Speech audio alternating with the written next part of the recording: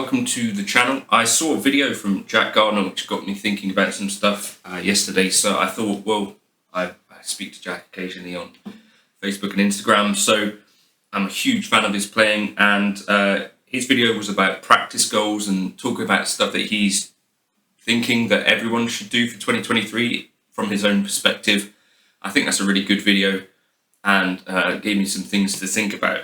Now, for me, I think a lot of my focus has been on improvisation, and if you don't know, all of the introductions that you see me play, which is the main reason that I do YouTube, is so that I have something to create each day. And I think that's another thing that kind of Jack was talking about in the video. He talked about production and stuff like that, and trying to do 10 to 30 minutes of writing every day. Now, I think for a lot of people, it may not be a reality that you have loads of time in a day to get stuff done. So I think that's one of the things that I'm trying to keep in mind with all of this as well. But for me, doing a daily video or two on YouTube gave me an excuse to produce a piece of music improvised every day. And what that also did was allow me to work on a bit of production, work on creating drum loops, and also work on improvising, because the solo parts that I do after I improvise, like an intro, are all improvised. And, you know, over time, I think I've seen kind of improvements and stuff, and I think it's taking less takes. You know, these days I'm generally using a first or second take. And so all of this stuff is getting a bit better. And the benefit of this was when I went into the studio in Eastbourne, there was a tune that we decided when I just rocked up, and there were like 5 people sat around me. And, you know, a scenario that I think would be quite nerve-wracking for me in the past, and possibly for you as well. They said, oh, let's just start recording something. And it wasn't anything that I had planned or whatever, but I just sat and improvised a thing, and sort of the first take ended up being something that was as good as anything that I was going to come up with anyway. So this has been of benefit, kind of doing this sort of daily thing. However, I think there are a few sort of downsides to it. So one of the things that Jack talked about was that your practice should sound, you know, like you're practicing in some ways. And I sort of agree and I sort of don't in some ways. I do think that there is real benefit to consistently being able to play the guitar every day, whether or not you're super focused practicing and stuff. I still think that you are getting to know the instrument, even if you're just noodling around or just improvising.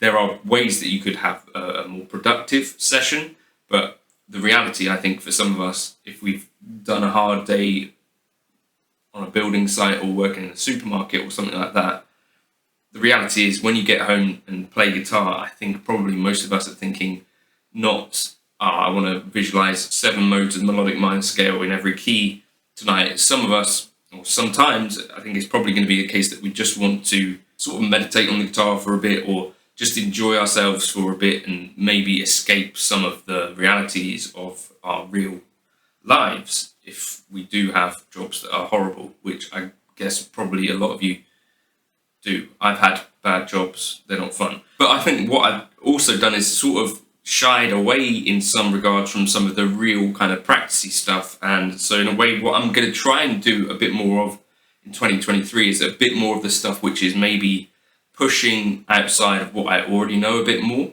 and trying to get away from, so I'm starting to really notice in my playing that there are these certain kind of legato pathways that are very much bedded in at this point, and I kind of want to get away from those a bit and have a bit more variety.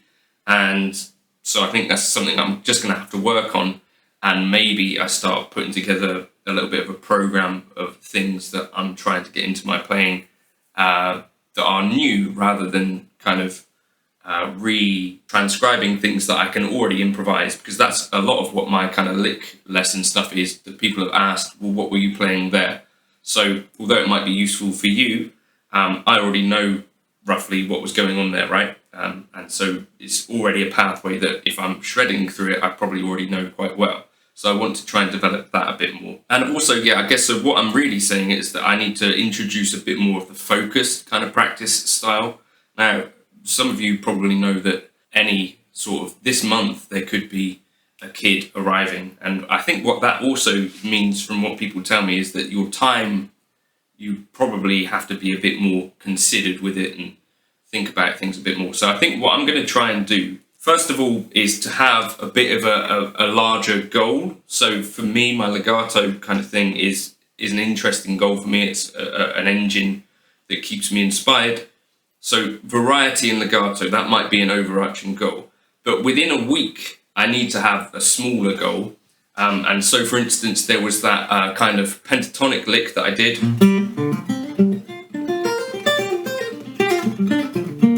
Like that. And so I need to kind of make a note somewhere, keep a practice diary maybe, that is the thing that I'm focusing on that week, so that it doesn't slip out of consciousness. And so there were a couple of other things that I noticed this week that I was enjoying, and one was kind of over altered.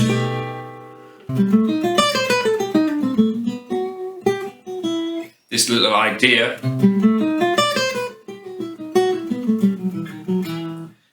That occurred to me. And then another thing I was doing was sort of playing over my favourite things. And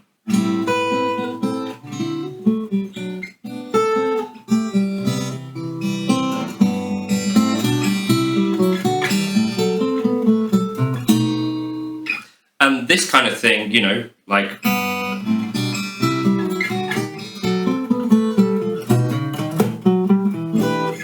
not going to come to me without a lot of practice. So the idea was to have, instead of having just a complete kind of free, fancy, whatever you feel like doing that day thing, maybe I set myself a smaller chunk of goals. So I want to get back to this kind of, the idea with the jazz stuff was to pick a jazz tune a week and be playing that. And so this week, I think it is my favourite things. And so trying to get some of these things that probably would not be possible to improvise, and I think that's a key. I need to not always be relying on improvising and kind of push myself to do slightly more difficult things.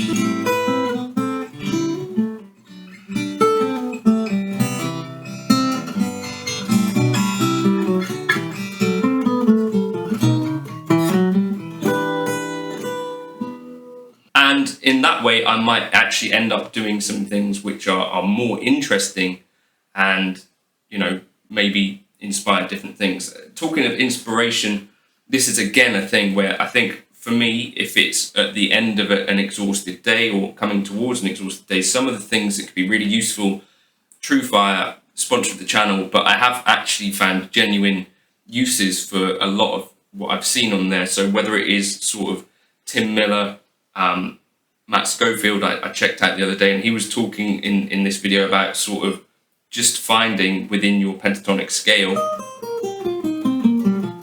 where your relevant chord tones are. And I thought it was something I'd not really heard too much about within the context of kind of just pentatonic blues, where you're just kind of thinking about, well, if I'm playing in C, you know, there's my straightforward C. And obviously, I know this, you probably know this, but instead of just thinking about it as a pentatonic thing, also then start to think, right, well, where is in that pentatonic box, say the third of C, and just be conscious of that. So there's one, there's one, there's one. And likewise, he was talking about, like, if you were playing F over that, then I need to look at this again, but your F,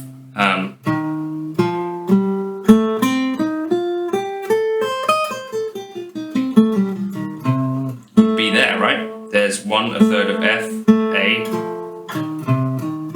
third, third, and just being more conscious. So that even just little things like that can give you, I think, the inspiration to hopefully inspire a little bit of practice, create a little bit of an engine.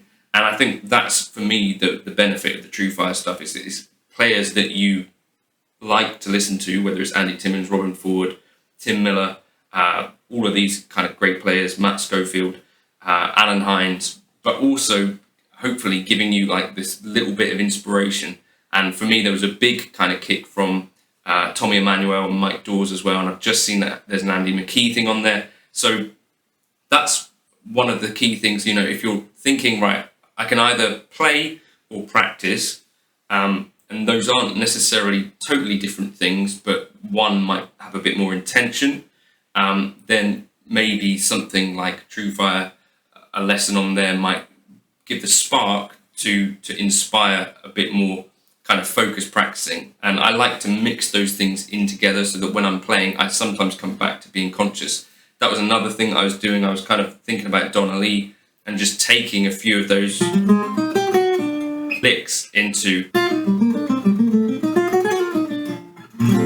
And yeah, Jack talked about transcription as well, and that's another thing that I think I want to get more out of one lick before I move on to loads of others.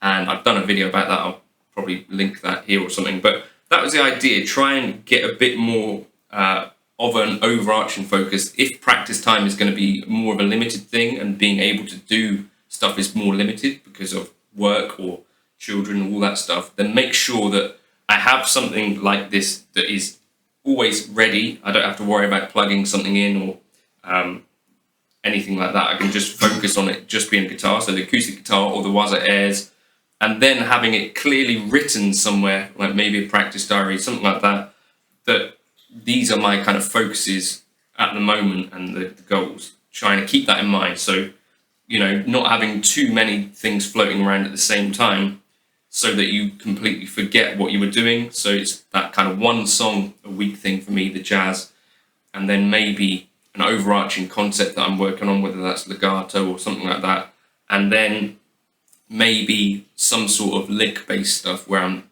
getting more out of one type of lick, or, you know, one thing that I already know, trying to transform it across the fretboard into other bits and pieces.